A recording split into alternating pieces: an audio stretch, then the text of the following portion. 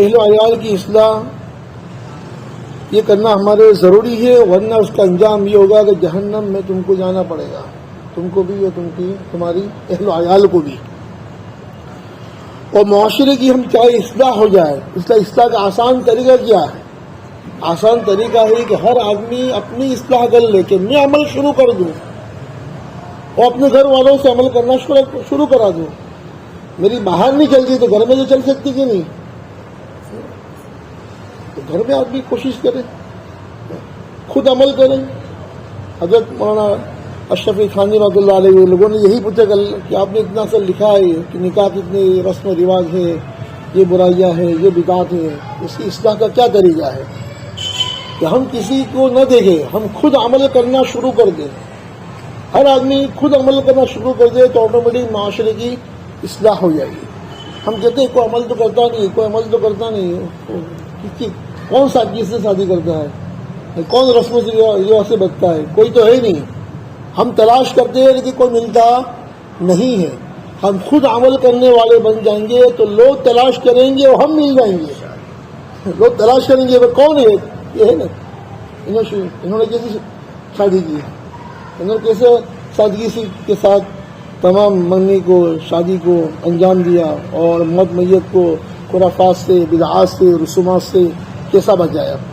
تو کوئی ڈھونڈے گا تو اس کی تلاش ہم پر پوری ہو جائے گی۔ یہ طریقہ ہے معاشرے کی اصلاح کا۔ حضور صلی اللہ علیہ وسلم نے تاکید فرمائی، کلکم راع وکلکم مسئول عن رعیتہ، تم میں سے ہر بڑا اپنے چھوٹے پر نگہبان ہے۔ راعی کا لفظ ہے، راعی چرواہا جو ہوتا ہے ایک ایک بکری کو برابر دیکھتا ہے کہ کہیں بھڑیا کھانا جائے، گن کر لاتا ہے، گن کر لے جاتا ہے، ان کے چارے کی فکر، ان کے پانی کی فکر، ان کے آرام کی فکر، پورا دھیان رکھتا ہے۔ اسی طرح تم چرواہی کی طرح ہے، چرواہ کی طرح لکڑی لے کر برابر پیچھے لگا رہتا ہے، ذرا غفلت کرے گا بڑھیا کھا جائے گا۔ اور انسان کا بڑھیا کون ہے؟ شیطان۔ لہٰذا ہم کو بھی برابر نگرانی کرنا ہے۔ تو شوہر نگران ہے اپنے پورے گھر پر، بیوی پر اور بچوں پر بھی۔ حدیث میں شوہر نگران ہے اپنی بیوی پر، بیوی نگران ہے شوہر کے مال ملکیت اور اس کے اولاد پر۔ یہاں تک لکھا ہے محدثین نے اس کی تشریح کے اندر کہ آدمی کی جو اس زمانے میں غلام بازی پر اس کا آقا نگران تھا، تعبی دکان کی جو نوکر ہوتے ہیں، نوکر چاکر ہوتے ہیں، وہ پورے ہمارے انڈر میں ہوتے ہیں، وہ 12 گھنٹے 8 گھنٹے ڈیوٹی انجام دیتے، تو سیٹ کی بھی ذمہ داری ہے کہ اپنی نوکر کی نگرانی کرے کہ یہ 5 وقت کی نماز پڑھتے ہیں کہ نہیں، ان کو نماز پڑھنے کے لیے بھیجے، اجازت بھی دے اور ترغیب دے، اللہ سے ڈرائے کہ تم نماز نہیں پڑھو گے تو سب سے پہلے قیامت کے دن نماز کا سوال ہوگا، وہ درست نکل آئے گی، دوسرے اعمال درست نکل آئیں گے۔ اس پہ تم پھنس گئے تو بعد کی منزلیں بہت مشکل ہے۔ اپنے دکان کے آدمیوں کی نگرانی کرے۔ تو آج کل ماشاء اللہ لوگ شادی کرتے ہیں، بچے پیدا کرتے ہیں، لیکن جب سے موبائل آیا ہے تو تربیت میں اور کوتاہی شروع ہو گئی ہے۔ شوہر اپنا موبائل لے کے بیٹھا ہوا ہے، بیوی اپنی موبائل لے کے بیٹھی ہوئی ہے، بچے کیا کریں گے؟ بچوں کو موبائل دیا، تم بھی ویڈیو گیم کھیلو، تم بھی کیا ہے، تم بھی پب جی دیکھو، تم کو جو دیکھنا ہو دیکھو، ناٹک دیکھو، الٹا چشمہ دیکھو۔ الٹے چشمے میں کیا ہے؟ الٹے چشمے میں الٹی تعلیم مل رہی ہے۔ آج یہ جو دیکھا مولانا نے بتایا کہ الٹے چشمے میں یہ بتایا جا رہا ہے کہ بظاہر بچوں کا اور ہنسی مذاق کا، لیکن ایک آدمی اپنی دوست کی بیوی پر بری نگاہ سے دیکھتا ہے، اپنی دوست کی بیوی کو اپنے مائل کرنے کی کوشش کرتا ہے۔ یہ تعلیم بچپن سے دی جا رہی ہے کہ ہم اپنے دوست کی بیوی کو پھنسانے کی کوشش کریں، اس کو بری نگاہ سے دیکھے، اس کی سے مستی مذاق کرے، بے تکلفی کرے۔ تو یہ آہستہ آہستہ بچوں کے نام پر، ہنسانے کے نام پر تعلیم دی جا رہی ہے۔ وہ ہندو سوسائٹی کے رسم و رواج، ان کے تہوار، ان کے کلچر، اس کو آہستہ آہستہ دلوں میں، دماغوں میں اتارا جا رہا ہے۔ اسکول کا نصاب کیا ہے؟ بچہ اسکول سے کیا پڑھ کے آتا ہے؟ بیٹا تو اسکول میں جاتا ہے تو پرارتھنا کراتے ہیں، تو ہاتھ جوڑتا تو نہیں ہے؟ پوچھو، تو ہاتھ جوڑے گا تو یہ اپنے ہاتھ جوڑنا یہ اپنا طریقہ نہیں ہے، اپنی اس طرح دعا میں ہاتھ اٹھانے کا۔ وہ جو پڑھاتے ہیں وہ پڑھتا ہے، عیسیٰ کو گوڑ مانتا ہے، اللہ کا بیٹا مانتا ہے، انگلش میں پڑھاتے ہیں، پر وہ پوجا کے کلمات کہلواتے ہیں. تو بیٹا تجھے کوئی کلمات نہیں بولنے ہیں, تجھے پوجا کے الفاظ نہیں کہنے ہیں, تجھے اس وقت الحمد شریف پڑھنی ہے, درود شریف پڑھنا ہے, استغفار پڑھنا ہے.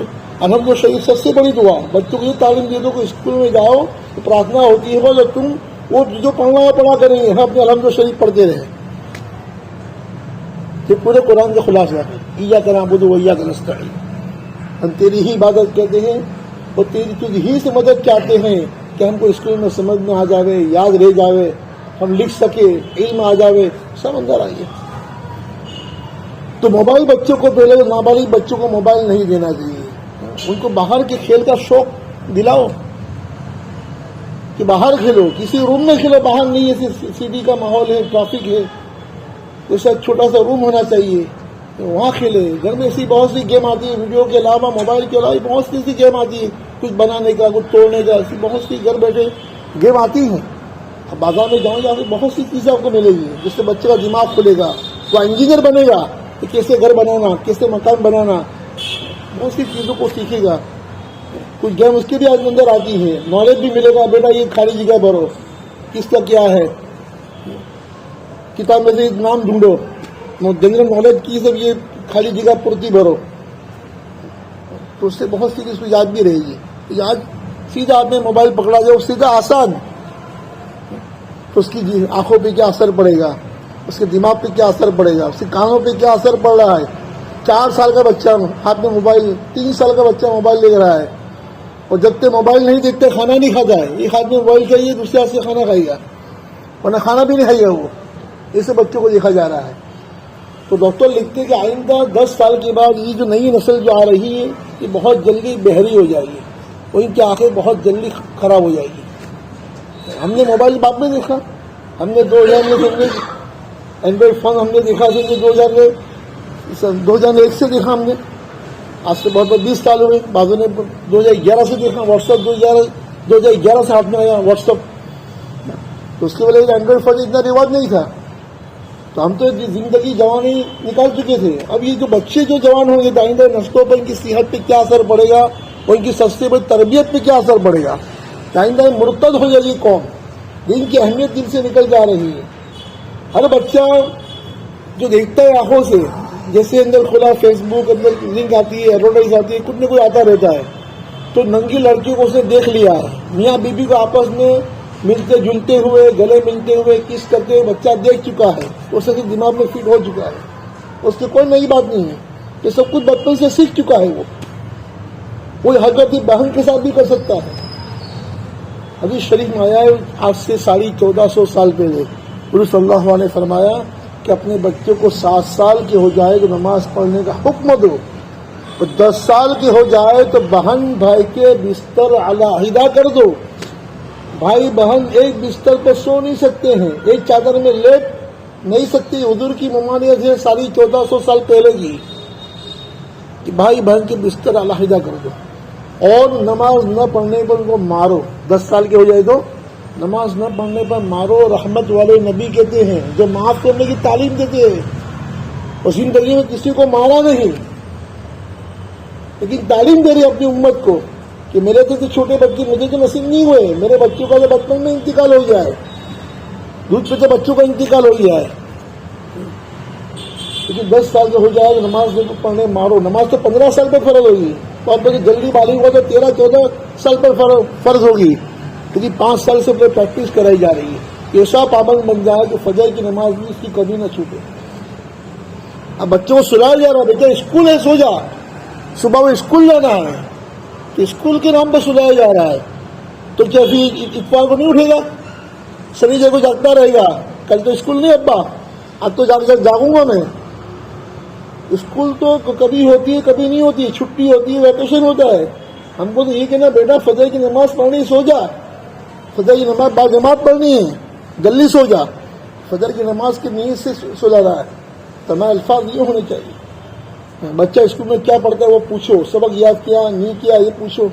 گھر پہ بیوی کو پوچھو ان کی تربیت کیا دیکھ رہے ہیں, اس کے موبائل میں کس کے فون آ رہے ہیں, کس کے فون جا رہے ہیں. نوجوان بچہ ہے, یہ تعلقات تو پیدا نہیں کر بیٹھا ہے. لڑکی با پردہ ہے گھر میں, لیکن اندر فیس بک پر, واٹس ایپ پر, انسٹاگرام پر کیا کیا کس کے نمبر سے فون آ رہے ہیں, کس کے میسج آ رہے ہیں, باپ کی ذمہ داری ہے. کہ نوجوان بچوں کو جو آپ نے اینڈرائڈ فون دیا ہے، اپنے اسمارٹ فون دیا، تو اسے چیک کرو کہ کیا دیکھتے ہیں، کیا سنتے ہیں، اسی جو سائٹ اسے بلاک کرو. نہیں پتا طریقہ جاننے میں سیکھو کہ کیسے سائٹ کو بلاک کیا جاتا ہے. یوٹیوب کو بلاک کرنے کا کیا طریقہ ہے، جو خاص چیزیں وہ ڈاؤن لوڈ کر کے دے دو، اسی چیز کو تم دیکھتے رہو. بہرحال یہ تعلیم و تربیت کا بہت اہم مسئلہ ہے. ہمارے حضرت مفتی احمد خان پوری دامت برکات نے فرماتے 24 گھنٹے میں سے اپنی اولاد کے لیے 24 منٹ نکالو. 24 گھنٹے میں سے 24 منٹ خالی نکالو ان کی اولاد کے لیے. اور خود حضرت کی اسی تربیت ہوئی تھی. آج کتنے بجے گھر پہ آ جائے کوئی پوچھنے والا نہیں.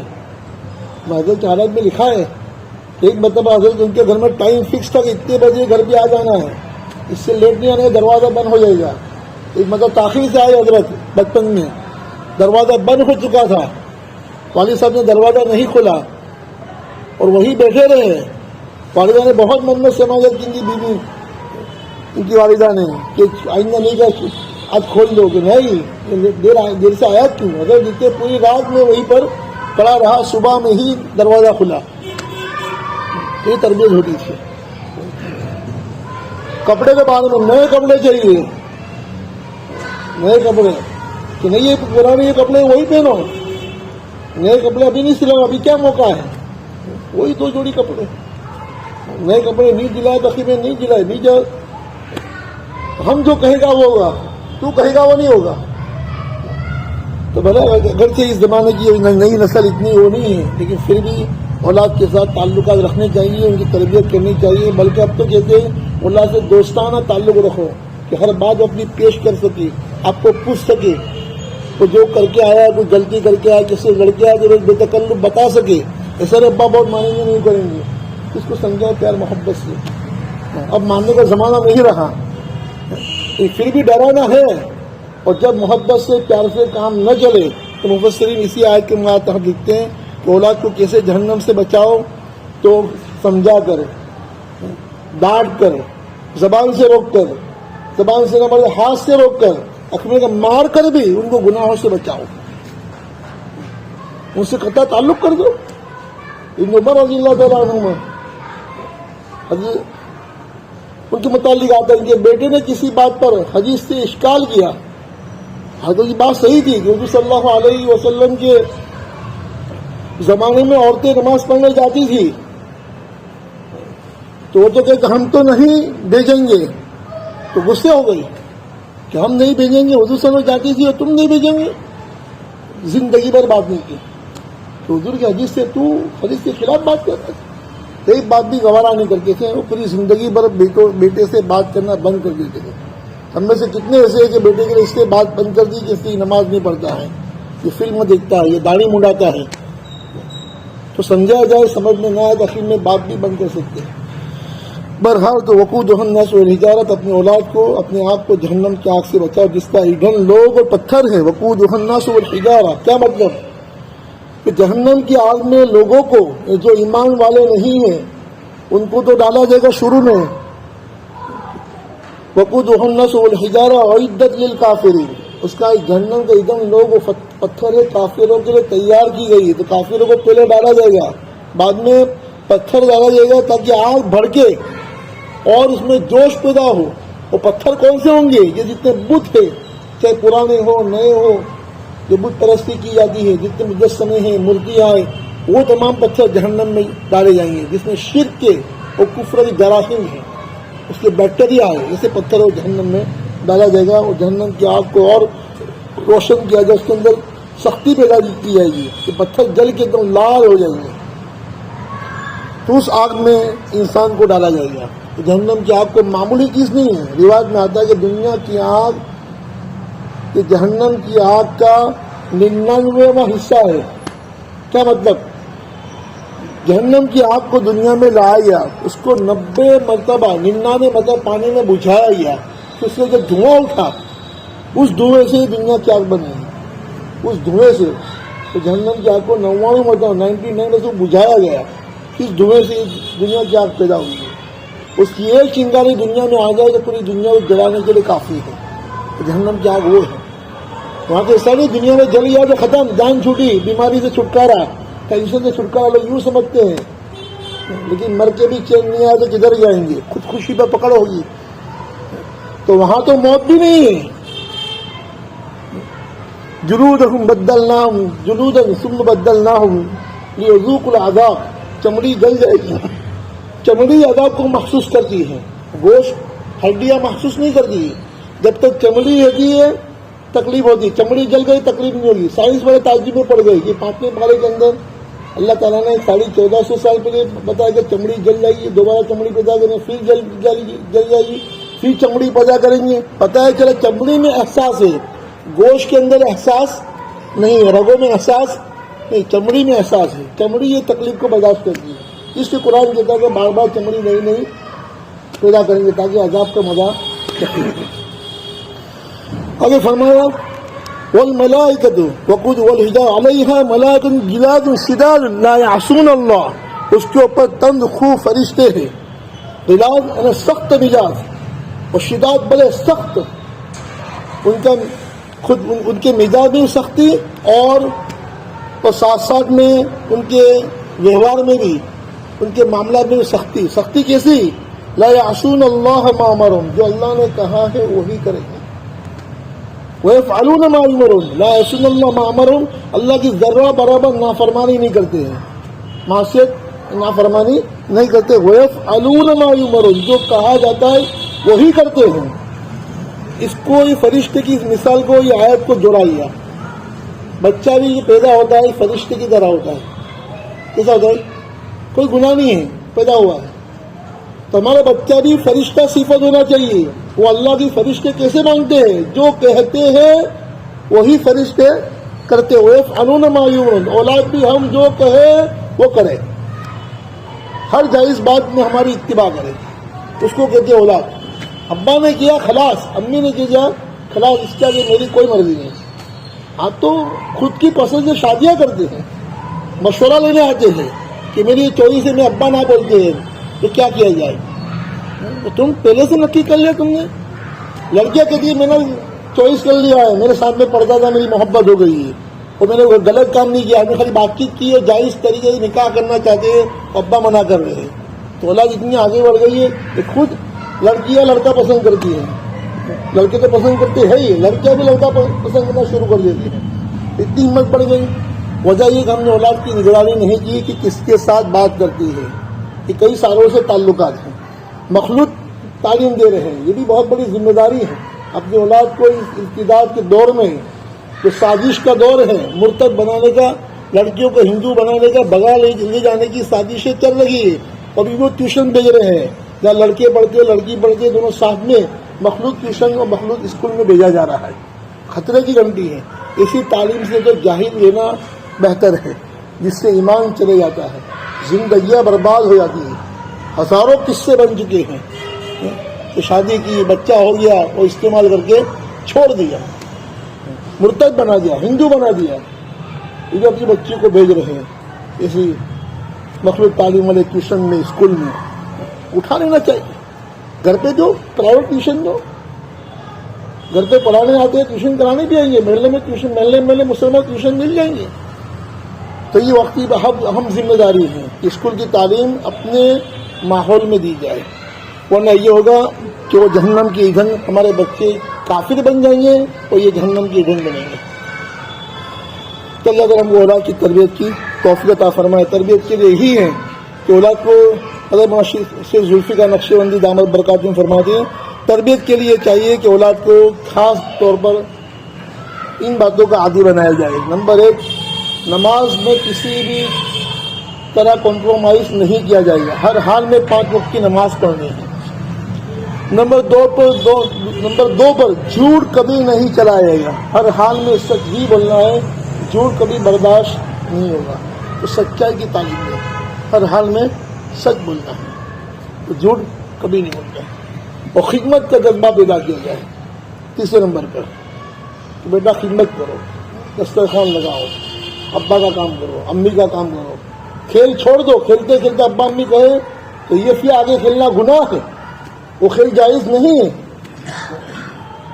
تم کو خدمت کا بچپن سے عادی بناؤ تو ان کی اچھی تربیت و اصلاح ہو جائے گی. تو آہستہ آہستہ تمام اخلاق ان 3 وصف کی برکت سے دوسرے اخلاق آٹومیٹک پیدا ہو جائے گی۔ اللہ صحیح معنی میں ہماری اولاد کی تربیت کرنے کی، ان کی اصلاح کرنے کی توفیق عطا فرمائے۔ سب سے اہم جو چیز ہے، ہمارا لڑکا اٹھتا بیٹھتا کس کے ساتھ ہے؟ المرء علی دین خلیلہ، جو انسان اپنے دوست کے مذہب پر ہوتا ہے، فلینظر بمن یخالل، پس دیکھ وہ کس کے ساتھ دوستی کرتا ہے۔ گھر کا جتنا بھی زندہ ماحول ہو، عالم ہے، حافظ ہے، چلا 4 مہینے ابا لگاتے ہیں، تعلیم کا ماحول ہے، لیکن دوست اس کے کیسے ہیں؟ آؤٹ لائن کے۔ تو لڑکا آؤٹ لائن ہو کے رہے گا، گھر کا ماحول کا اثر فیل ہو جائے گا اور دوست کے اثر کا ماحول غالب آ جائے گا۔ تو دوست کی بات کون ہے جو اپنے پوچھتا ہے کہ بیٹے تیرے دوست کون کون ہیں؟ وہ کس کو پتا ہے کہ میرے بیٹے کے دوست کون کون ہیں، کیا کیا نام ہے، ان کے کیا کیا اخلاق ہیں، ان کا چال چلن کیسا ہے؟ تو آپ خود نگرانی کریں، ورنہ یہ دوست ہمارے اولاد کو برباد کر دیں گے۔ اچھوں کی دوستی بیٹھیں گے تو انشاءاللہ ہمارے اولاد اچھی بنے گی، اور بروں کی دوستی میں جائیں گے تو برے بن کر رہیں گے، چاہے کتنی بھی گھر کی محنت کر لو، گھر کی محنت کا اثر فیل ہو جائے گا، دوستی کا اثر غالب آ جائے گا۔ اللہ ہم تمام کو صحیح معنی میں اپنی اولاد کی تربیت کی توفیق عطا فرمائے۔ آمین وآخر دعوانا الحمد للہ رب العالمین۔